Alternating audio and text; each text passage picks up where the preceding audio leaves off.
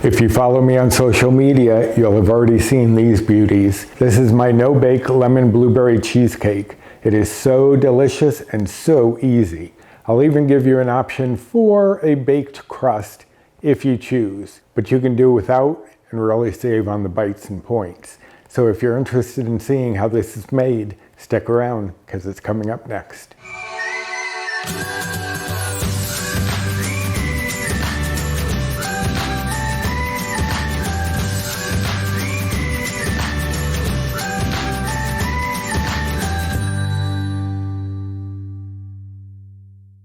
Hello and welcome to my kitchen. My name is Roy. I am a home cook and amateur baker, and I am here on this channel sharing recipes that have helped me to lose over 125 pounds, whether those recipes are mine or someone else's. Now today is one of mine. This is for a no-bake lemon blueberry cheesecake. But you have all sorts of options. You know me, I like to give you alternatives to what I'm doing. So if you're not a lemon blueberry fan, just stick around because there are going to be options. Now, one part of this is going to make me a liar because if you want to have a graham cracker crust, I am going to bake mine.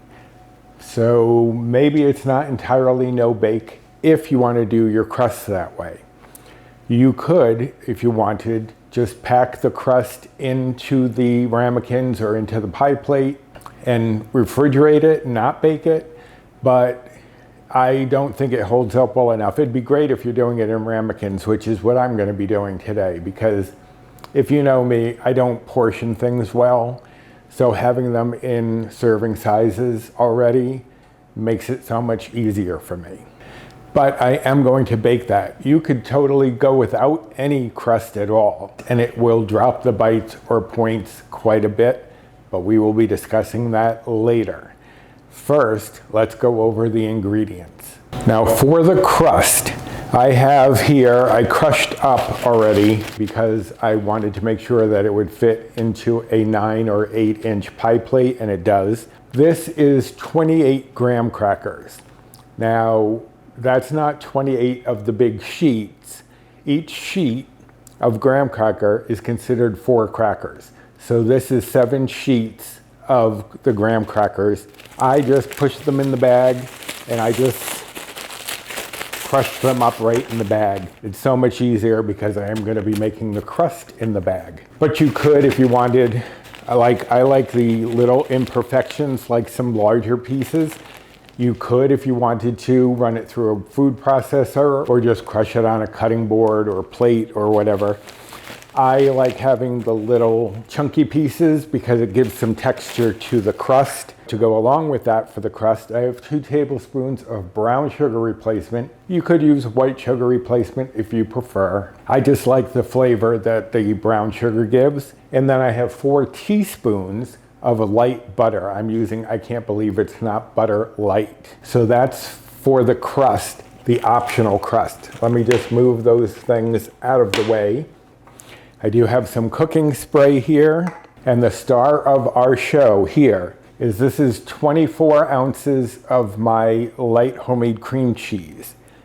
Now, to get 24 ounces, what I did was used 1 entire 32-ounce container of non-fat Greek yogurt. And I put in about a teaspoon of salt to help to draw out the moisture, but also to give it more of a cream cheese flavor. So you'd be using a whole container for this entire cheesecake. And I also have here a 1.25 cups of fat-free Cool Whip. The sugar-free tends to have more bites or points, depending on the plan, obviously. I find the fat-free is lower in bites and points. So I'm using 1 1/4 cup here. I have a 1/2 cup of almond milk. I have a package of sugar-free vanilla pudding. You can use any flavor you want. Make any kind of cheesecake that you want, but we'll discuss that as we're building everything. I have a 1/2 cup of sugar replacement here. I'm using Swerve. You're going to want lemon in the cheesecake, but we're also going to add it to our blueberry topping just to enhance that lemon flavor. So here I have the zest of 1 medium lemon and the juice of 1 medium lemon.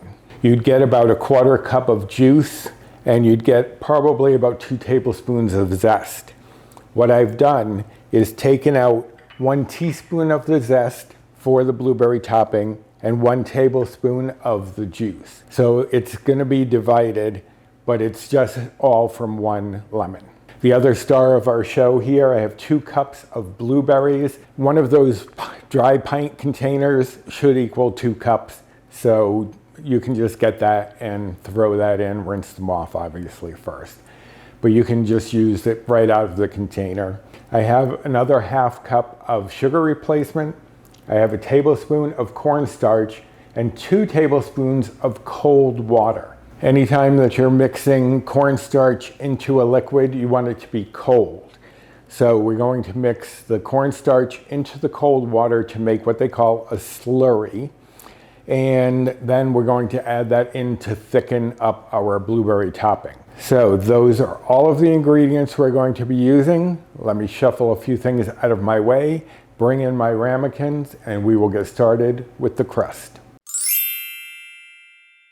Okay, so I'm just very lightly spraying the ramekins. You don't need a lot because I honestly didn't spray it the first time and it came out fine. But just to have a little insurance, just a little misting, that's about it. So let me get this out of the way. I'm going to take my graham cracker crumbs. Now, typically what I would do is put the graham crackers in here with the brown sugar replacement and crush up the graham crackers, and then that would work the brown sugar replacement in there. Because I was trying to make sure that this would fit into the pie plates, I crushed it up ahead of time without the brown sugar. But it's going to be the same basic thing. I'm going to just work that brown sugar replacement through. Going to toss it around. So you're just basically mixing that all in here and just distributing the brown sugar, which is probably making a lot of noise, I just realized. So let me finish mixing this up and then we'll be back with the butter.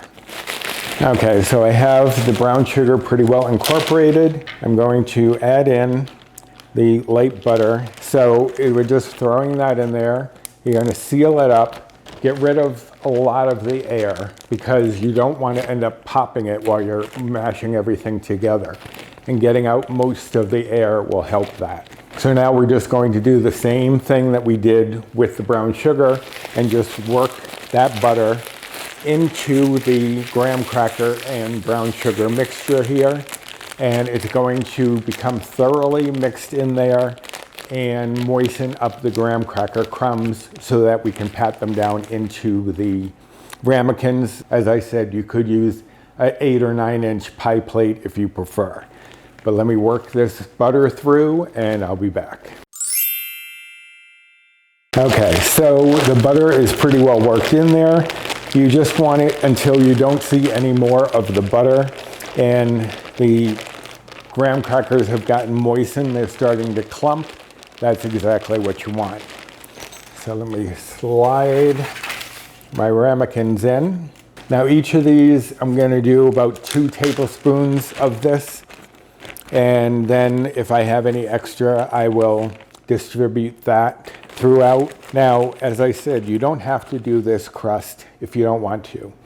You could also just put this in there and refrigerate it so you'd still get the graham cracker flavor, but you wouldn't get that crispiness that you would get from a typical crust for a cheesecake, which is one of my favorite parts of the cheesecake. So I don't mind spending the extra bites on getting that. So let me finish filling these up and we will move on. Okay, so it worked out to be a little less than 2 tablespoons each. So I'm just going to take some from the others that got 2 tablespoons and spread that around. into this last cup here. Now what we're going to do is just press this down into the bottom, and you want to use your fingers to get that pressed down, get it really packed in there, so that way you can, if some of it's sticking to the edge, it's mostly just going to cover the bottom. It's not going to go up the sides like most typical cheesecakes would, because you're just getting that flavor. Just going to pack these all in, and we will move on. All right, so this last one here, I've packed it down, but it's giving me a little trouble sticking together. So what I'm going to do is use this as a test to see how firmly you need to pack it down. Because once the butter melts in the oven, it should smooth things out, but we will see. This will be our little test here. So this one's a little more loosely packed than the others. I just wanted to see if I could get away with doing a little less work. So now I have my oven preheated to 350 degrees. These are going to go in for 8 to 10 minutes. Mine usually go for 10, but if your oven runs a little hotter, it'll probably be ready at about 8. And you will see that they've gotten a little firm, but they won't be really crisp just yet. They have to cool down for that. So I'm going to get this into the oven, and I'll be right back. Okay, we are now done with the baking portion of our no-bake cheesecakes. Now I'm going to let these cool to room temperature. It'll probably be about half an hour, and then we're going to move on with the cheesecake portion. Now I did forget to mention, these are 10-ounce ramekins. You could get away with 8-ounce ramekins because this doesn't even fill this entirely, but it does have a little extra room in there. So if you wanted to add some whipped topping to the top of it, you could do that. But anyways, we're gonna let these cool to room temperature, and I will be back. All right, so it's been about a half an hour. These are cooled to the touch. You can see that the base is solidly in there, so it's not going anywhere. Even the one that I didn't pack too tightly still is firmly set. So you don't have to go too crazy packing it in there. Just make sure it's pretty well packed, but don't go crazy. Now, for our cheesecake filling, you can make any flavor that you want. You don't have to do lemon. You could use a different pudding. You don't have to use the lemon juice or lemon zest. You could change up the zest and the juice. You could use lime with the vanilla. That would be really good. Also, really good would be orange with chocolate pudding. If you like that chocolate orange kind of flavor, that would be a great mixture. You don't have to do exactly what I'm doing here. You could just do just a lemon cheesecake, no topping, no crust. So you have some versatility with this recipe. Don't feel like you have to make lemon blueberry cheesecake with a crust. So feel free to experiment. If you do take out the lemon juice, I would probably add about a quarter cup extra of almond milk just to substitute for that missing lemon juice. But what we're going to do to start, I have my handy dandy mixer here. I have my cream cheese. The first thing I'm going to do is add in the whipped topping. I'm going to combine these two first just to get this all homogeneous before I add in the other ingredients. So let me whip this together just for about 30 seconds or so, and I'll be right back. Okay, so that's combined together. Now I'm going to add in the almond milk. So I just want to get this mixed in without splashing all over the place. Just a quick mix to get everything blended in there. Now I'm going to add in the sweetener, the sugar replacement. You may be wondering why I need sugar replacement if I'm using Jell-O mix. The Jell-O mix is not enough to sweeten the acidity of the cream cheese, so you need a little extra sugar to do that. I'm going to add that in. Going to add in the pudding mix, which I should have opened already, but you know me. Think things through? Never. Our lemon juice. and lemon zest. Now we're going to slowly add this in so that the sugar replacement and Jell-O doesn't go everywhere. Okay, so there it is, all combined perfectly together. Now, as you can see, this makes a pretty thick filling. I've tried the ones where you just use the Jell-O mix with the Greek yogurt, not turning it into the cream cheese. That was way too light and fluffy for me. I wanted something with a cheesecake texture. If you find that this is a little dense for you, if you're not fond of that cheesecake texture and you want something a little fluffier, you could add in a little more of the whipped topping, which will alter the bites.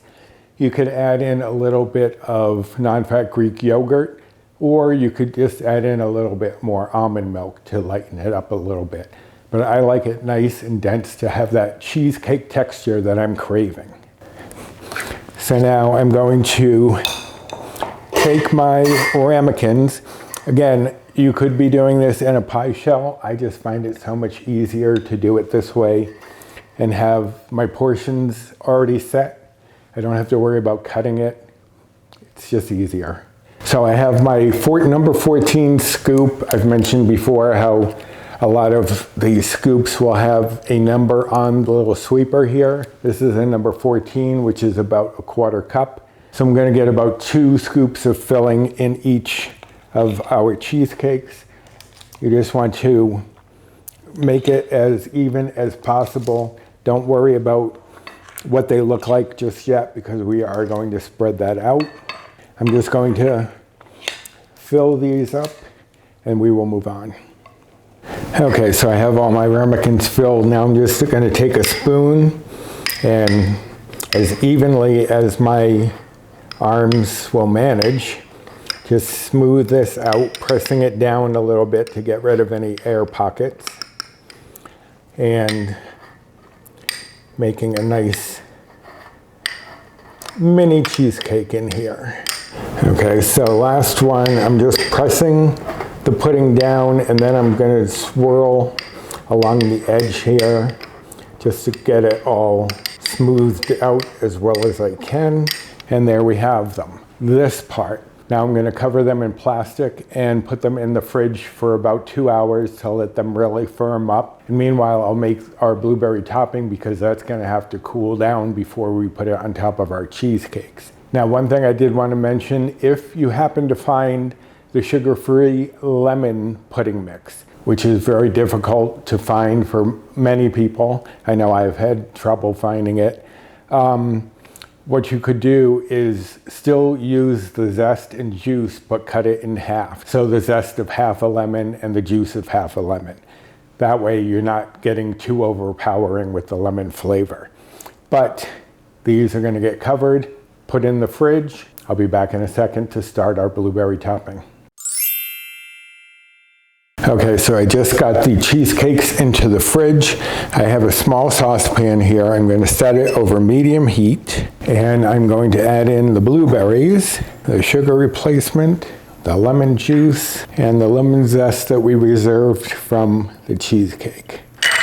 And then I'm just going to stir to combine. Now, you don't, just like with the pudding mix where you can use different flavors, you don't have to use blueberries. You can use another fruit like strawberries, raspberries, what have you, but I would cut them down so that they were about the size of the blueberries. All right, so the sugar replacement is starting to melt and we're starting to get a little juice release from the berries. So let me sit this here for a few minutes, stirring it occasionally until we get some liquid in there and we start to boil. I'll be right back. Okay, so we're getting some gentle bubbles coming up through here. A lot of liquid has been released from the blueberries and from the melting sugar replacement. And this took about 10 minutes to get to this point. So now that it's at a gentle boil, I'm going to give it 5 minutes, stirring on occasion, and then we're going to add in our cornstarch slurry to thicken it up. All right, so it's been 5 minutes that we've been letting this boil, and I'm going to turn this off. Now, one of the reasons we wanted it to boil for about 5 minutes was not just to release some of the extra moisture in the steam, but also it'll help to concentrate that blueberry flavor or whatever fruit you end up using. So now that that's off, I'm going to take the cold water. Remember, make sure it's cold.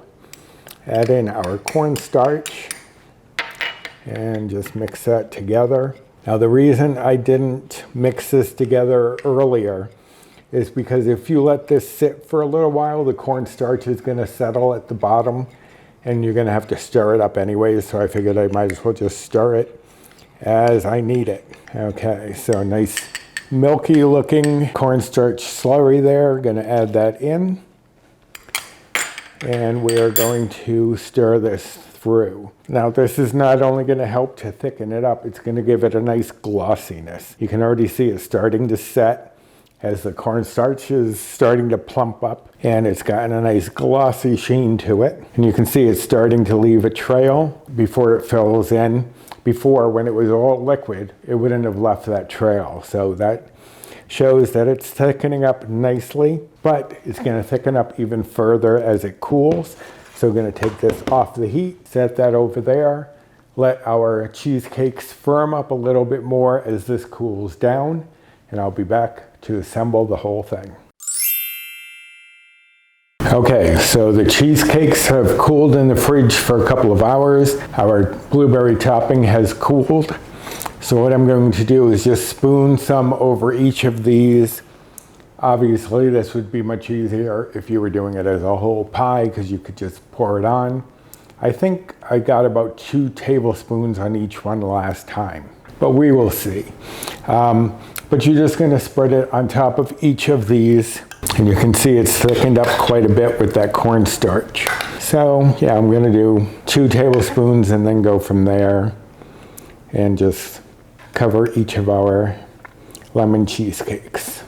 Okay, now we're just going to spread this out a little bit, and I will have to clean up the counter. I did splash a little bit on the counter. Luckily, I didn't get any on my white apron. I don't know why I keep wearing my white apron when I make things that can stain it.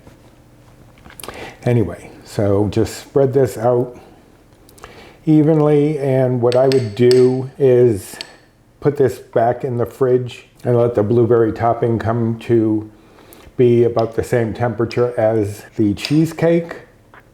But you don't have to. You could eat it just right away if you wanted to. All right, so let me clean this up and we'll go over the nutrition facts. Okay, so there you have them, my mostly no-bake lemon blueberry cheesecake. Again, if you want to make it completely no-bake, you don't have to cook the crust if you don't just want the flavor but don't necessarily need that crunch, or you could just leave it out entirely. Now, with the crust, these are going to be 3 Better Balance bites. I'm on the Healthi Better Balance plan, which is equivalent to the old WW Blue plan. So with the crust, these are going to be 3 bites. Now, if you're following calories, the calories for these are 176 with the crust. And if you're following macros, the fat would be 2.2 grams, the carbs would be 47.9 grams, the fiber would be 1.1 grams,